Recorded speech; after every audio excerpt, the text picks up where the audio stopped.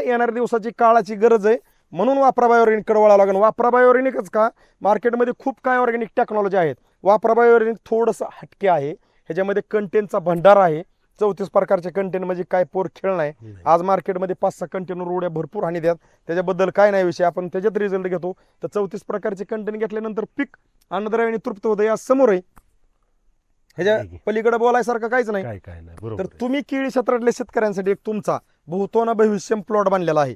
तर एक आपुलकीची या अनुभवाची एक सल्ला संदेश म्हणून काय सांगा की जे शेतकरी कष्ट करून खर्च करून ज्यांचे प्लॉट आज थांबलेत, मी आत्ताच्या कंडिशनला काय करू, अशा शेतकऱ्यांसाठी सल्ला काय असा? एकच नंबर औषध आहे, हे वापरलंच पाहिजे औषध. नाव काय? वापरा बायो ऑर्गॅनिक. म्हणजे इथं निर्णय धाडसी घेतला की इथं रिझल्ट धडाकेबाज मिळतोय. रिझल्ट कसा मिळतोय आपल्याला? धडाकेबाज. कारण निर्णय तुम्ही धाडसी घेतला का नाही की रिझल्ट धडाकेबाज असणार आहे. विचारा पण निर्णय फास्ट घ्या. कारण मला काय म्हणायचं, 7ची गाडी समजा पुण्याला जाय, आता टिंबुर्णीच्या स्टँडवर आपण गेलो आणि 7ला गाडी पुण्याला जायला, आणि आपण 7:05 गेलो. गाडीवाल्या ड्रायव्हरला पाठ सपान पडलं होतं, एक जण लय पळत येणार आहे, त्याला तर तिथं बरोबर 9लाच पोचलं पाहिजे. तुमच्या गाडीतच तो बसला तर पोचू शकतो, नाहीतर तुम्ही जर त्यासाठी नाही थांबला तर मग तुम्हाला तळतळाट लागेल. तळतळाट लागायचं काय कारण, ज्याच्या त्या कर्माला जिती जागा राहा ना. मी तर म्हणतो कष्ट करणाऱ्यालाच कळण फक्त वापरा बायोऑर्गॅनिक काय का वगैरे सर चाळुंग साहेब. कारण हे आपण कोकणे सर आपण एवढं पाहतोय, आज आम्ही सगळे मार्गदर्शक एकत्र येण्यापाठी मागचं साळुंग साहेब तुम्हाला कारण सांगतो, आम्ही सगळे एकत्र काय येतो की ज्यावेळेस आम्ही एकत्र येतो त्यावेळेस हा प्लॉट कसा आहे, मी आता पण त्यांना पहिले फोटो दावली आणि आज कसा आहे ही त्यांनी बघितलं. मग ते ज्यावेळेस बारामती साईडला मार्गदर्शन करायला जाणार आहेत त्यावेळेस त्यांच्याकडे एक वेगळी प्रेरणा असेल ना. आज एक कुठलं तरी त्यांनी काहीतरी पाहिलंय म्हणून ती त्या धाडसाने बोलू शकणार आहेत ना. आज जर मला काय म्हणायचं, त्यांनाच काय पाहायला भेटलं नाही किंवा मलाच काय पाहायला भेटलं, मी समोरच्याला काय म्हणून सांगायलाच येत नाही ना. बरोबर आहे का ना. आज आपण अनुभव घेतोय आणि अनुभव शेअर करतोय, म्हणजे देवाने देवा लावला तर पूर्ण प्रकाश पडणार आहे. पण आहे हाच दिवा इजवायचा प्रयत्न केला, सगळीच अंधारात. त्यासाठी दिवाणी दिवा जसा लावतो तसं शेअर करत प्रत्येकाने एक जणांनी शेअर केलं म्हणजे तिथंच थांबू नका. जो पाहतोय त्यांनी पण 1-2 ग्रुपला शेअर करायला, 5-50 ग्रुपला शेअर करू नका. 1-2 ग्रुपला तुमच्या काळजातल्या लोकांना जरी शेअर केलं ना तरी तुम्ही पावन झाला ह्या जन्मात असं मी म्हणेन. कारण पावन कुठे आहे, एकामेकाला सहकार्य केलं तर, नाही तर पावन कशाच आहे. तर तुम्ही जसं घडलं तशी माहिती दिली त्याबद्दल आमच्या वापरा बायोऑर्गॅनिक कंपनीकडून, तसेच आमचे जे वापरा बायोऑर्गॅनिकचे मार्गदर्शक आले त्यांची तुम्हाला एक ओळख करून देतो. बारामतीहून विश्वास कोकणे सर आले.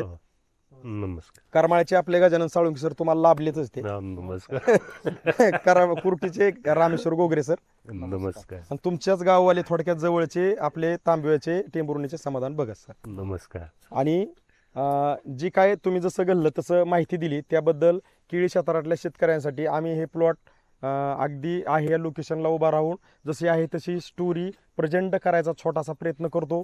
तुम्हाला नक्की आवडलं हे तर थोडंसं पुढं पण तुम्ही, आम्ही जसं प्रेझेंटेशन इथं येऊन करतोय तर तुमचं प्रेझेंटेशन इथं क्लिक करायचं आणि दुसऱ्या ग्रुपला सोडायचं. एवढं प्रेझेंटेशन आमच्यासाठी आणि आमच्या शेतकऱ्यांसाठी खूप मोलाचं आणि भाग्याचं आम्ही समजेन.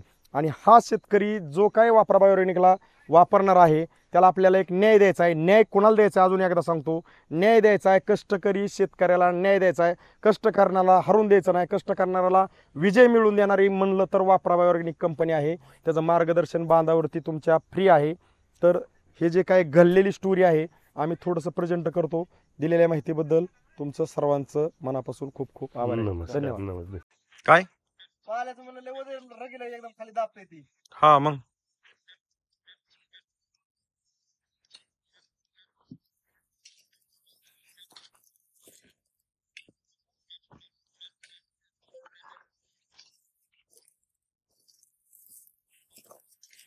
आता फण्या किती तेवढ्या बघा बरं.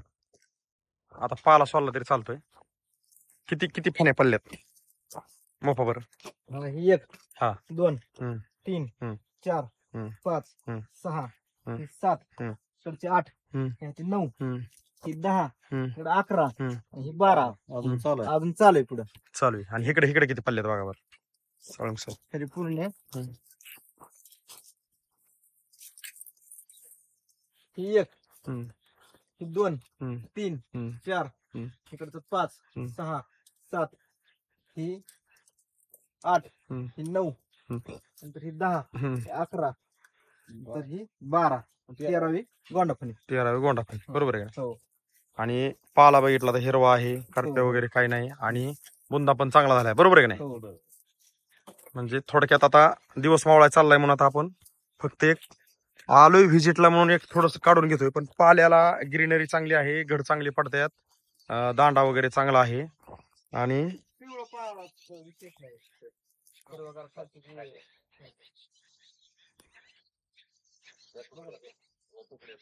सगळ्यात जास्त तुकडे ही स्ट्रेस मध्ये होतं सुरुवातीला. काय काय आवडतं सगळ्यात जास्त मोठ्याकडे पडतं.